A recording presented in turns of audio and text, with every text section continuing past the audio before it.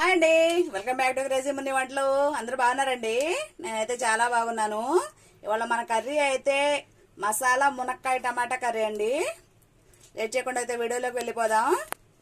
కావాల్సిన పదార్థాలండి: టమాటాలు అయితే 1/2 కిలో అయితే తీసుకున్నానండి, 2 ఆనియన్స్, మునక్కాయలండి మా ఇంటి ముందు చెట్టు ఉంటే కోసుకొని నీట్గా కడిగేసుకొని పెట్టేసుకున్నాను. మునక్కాయలు 2 మునక్కాయలండి, పచ్చిమిరకాయలండి 2 పచ్చిమిరకాయలు, అల్లం వెల్లుల్లి పేస్ట్ పట్టుకున్నానండి. ఉప్పు కారం మనం వీడియో చేస్తా కూడా వీడియోలో చూపిద్దామండి.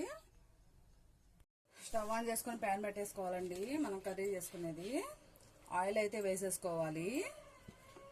3 స్పూన్స్ ఆయిల్ వేసేసుకుంటున్నానండి నేను. 3 స్పూన్స్ ఆయిల్ వేసేసుకొని మనం ఆనియన్స్ వేసేసుకుందాం. ఆయిల్ బాగా హీట్ ఎక్కాలండి. తాలింపు గింజలు అయితే యాడ్ చేసుకుందామండి.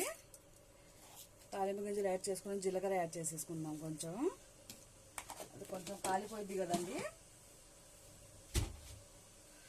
అప్పుడు మనమైతే ఆనియన్స్ వేసేసుకుందాం. ఆనియన్స్ వేసుకొని బాగా ఫ్రై చేసుకోవాలి.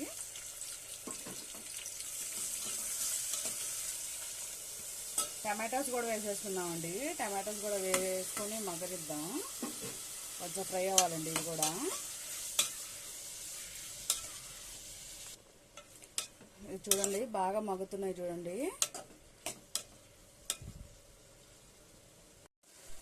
టమాటాలు కొంచెం మగ్గిపోయాయి కదండి. ఇప్పుడు మనం మసాలా యాడ్ చేసేసుకుందాం. చూడండి మనం పట్టేసుకున్న మసాలా యాడ్ చేసుకొని కొంచెం మగ్గనిద్దామండి. మసాలా మంచి స్మెల్ రావాలి. చూడండి మంచిగా మసాలా మగ్గనిద్దాం. తర్వాత అయితే మనం కొంచెం పసుపు యాడ్ చేసేసుకుందాం. పసుపు యాడ్ చేసుకొని ఏమంటే సాల్ట్ కూడా యాడ్ చేసేసుకుందామండి. మసాలాలోనే సాల్ట్ యాడ్ చేసేసుకున్నాం 1 స్పూను. నేను చేతి కొలతతోనే వేస్తున్నానండి, మీరు స్పూన్స్ లెక్క వేసేసుకోండి. 1/2 కేజీ కర్రీకి అయితే 2 స్పూన్స్ అయితే పట్టిద్దండి సాల్ట్. మసాలా అయితే మనం వెల్లుల్లిపాయ 1 డల్ల తీసుకున్నామండి, కొంచెం కొబ్బరి. ఇప్పుడైతే పచ్చిమిరకాయలు కూడా యాడ్ చేద్దామండి. పచ్చిమిరకాయలు కూడా యాడ్ చేసి మంచిగా కలుపుకోవాలండి. మసాలా కొంచెం ఫ్రై అవ్వాలండి.